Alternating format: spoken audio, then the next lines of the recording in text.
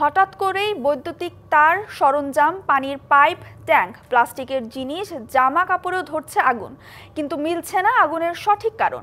কেউ কেউ বলছেন বিষয়টি অলৌকিক, যদিও রয়েছে এর বৈজ্ঞানিক ব্যাখ্যা। এমন ঘটনায় চুয়াডাঙ্গার আলমডাঙ্গার এক বাড়িতে ভিড় করছেন উৎসুক মানুষ।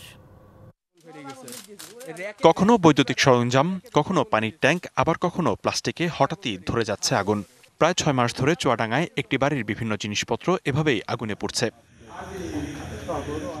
সম্প্রতি বাড়িটিতে এমন ঘটনা আরও বেড়েছে।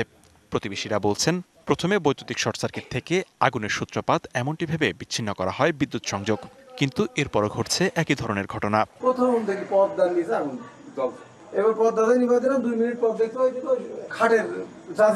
মিটার এখান থেকে সরিয়ে ওখানে, ওখান থেকে সরিয়ে ওখানে নিচ্ছে, কিন্তু একই ঘটনা ঘটতে আছে।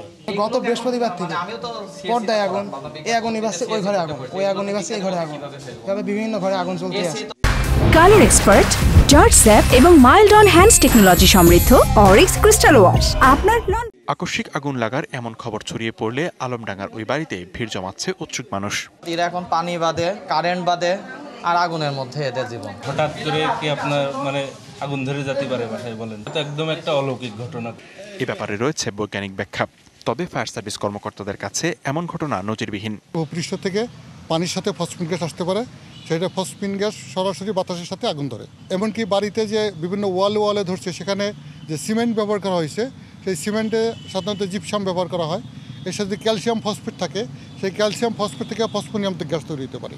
এই ফসফোনিয়াম গ্যাস থেকে আগুন ধরতে পারে। আগুন লাগার যে 10টি কারণ আছে, এই 10টি কারণের ভিতরে এইগুলো আসে না। তো যদি এ ধরনের ঘটনা আরও ঘটে থাকে, তাহলে আমি আশা করব যে কোনো মাধ্যমে আমাদেরকে মেসেজ দেওয়ার, আমরা সরেজমিনে সেখানে যেয়ে দেখব। ঘটনার প্রকৃত কারণ উদ্ঘাটনের দাবি স্থানীয়দের। DBC news desk.